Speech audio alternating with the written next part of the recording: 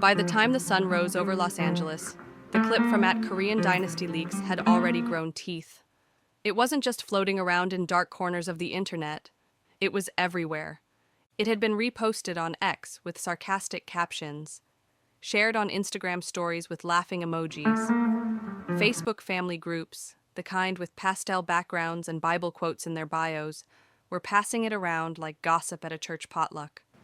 But the real poison wasn't in the mockery. It was in the questions.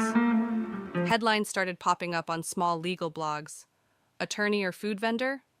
Ethical concerns raised over Valeria Torres. An account called Ethics Eye published a thinly veiled hit piece questioning how a street food vendor with potential financial conflicts had ever passed the California bar's moral character review. On a local afternoon talk show, a body language expert was invited to analyze her movements in the grainy clip. See the downward glance? That's often a sign of concealment, the host said with an indulgent smirk. Miguel paced the living room of their mother's apartment, laptop clutched like a lifeline, the blue glow of the screen lighting his face.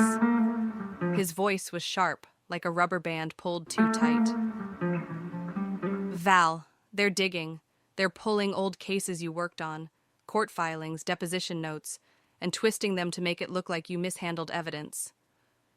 Valeria sat at the kitchen table, her fingers tracing the edge of a coffee mug that had gone cold hours ago. And the Bar Association reads headlines before they read reports, she said softly. From the hallway came the shuffle of her mother's slippers. Rosa appeared, her frame smaller now than it had been before the chemo, a scarf tied carefully around her head. Her voice was gentle but heavy. Mija, maybe it's time to... Hide? No. Valeria cut her off more sharply than she intended. She softened her tone. I've hidden long enough. That afternoon, she was called into the office of her mentor at the firm, Mr. Halverson. His walls were lined with faded trial photos, shelves stacked with old legal tomes whose pages had yellowed with age. He didn't waste time. You've been put on leave, he said, leaning back in his chair. Valeria's stomach sank. Effective when? Now, but... He steepled his fingers, eyes narrowing as though he were cross-examining her. I've seen smear campaigns before, and if you want to fight this, I'll back you. Pro bono. She blinked, stunned. Why? His lips twitched into something between a smirk and a smile. Because you're good. And because I've eaten at your truck, best carnitas in the city. She exhaled slowly, a reluctant smile tugging at the corner of her mouth for the first time in days. That night, they gathered at her mother's kitchen table, the same table where Valeria had once done her homework while the smell of roasting pork drifted in from the truck parked outside. Halverson was there, sleeves rolled up, legal pad in front of him. Miguel had his laptop open, fingers already flying over the keys. Rosa stood at the stove, stirring a pot of pozole, the scent of hominy and chilies filling the room. The plan was simple in theory, brutal in practice.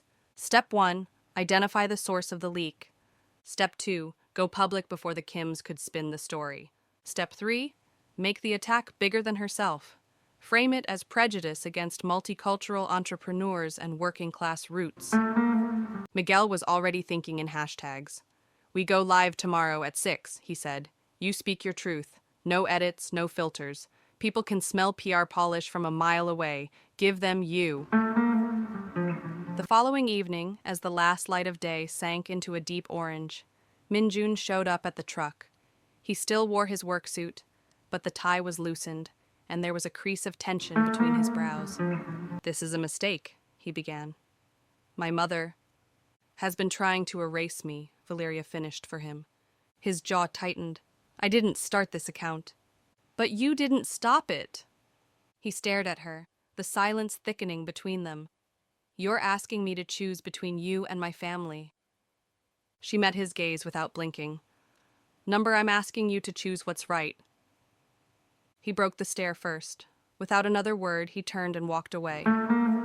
At 6 the next evening, the lot was strung with warm lights.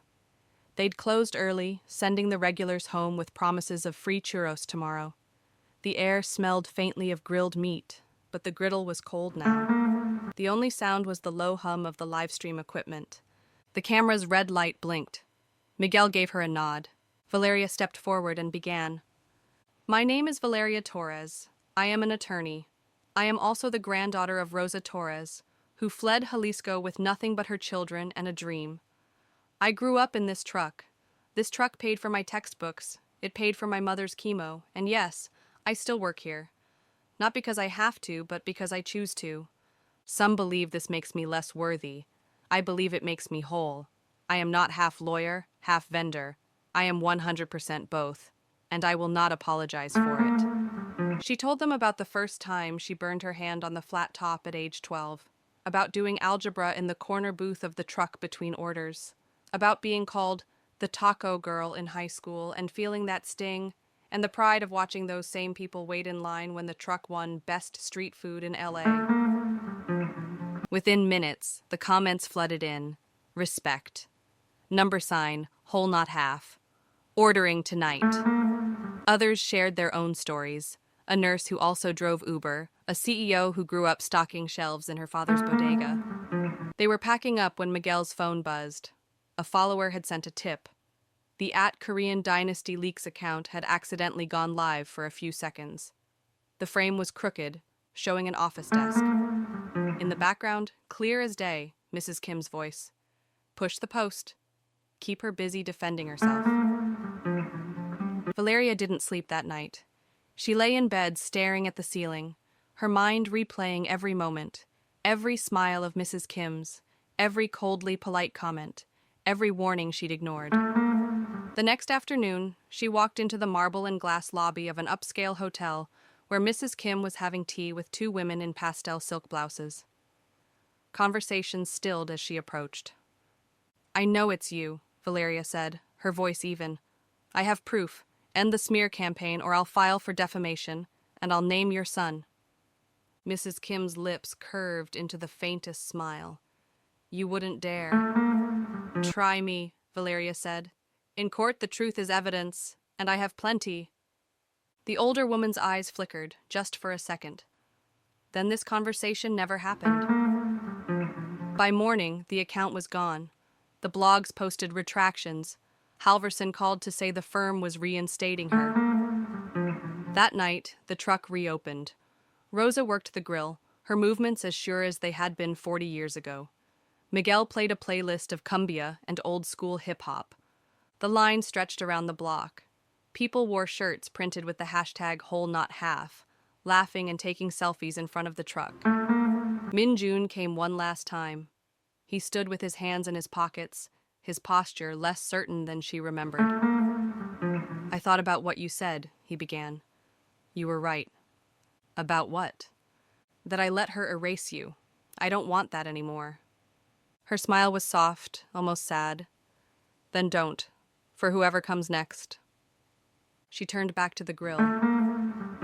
In the end, she didn't win because the lies stopped. She won because she stopped living like they might be true.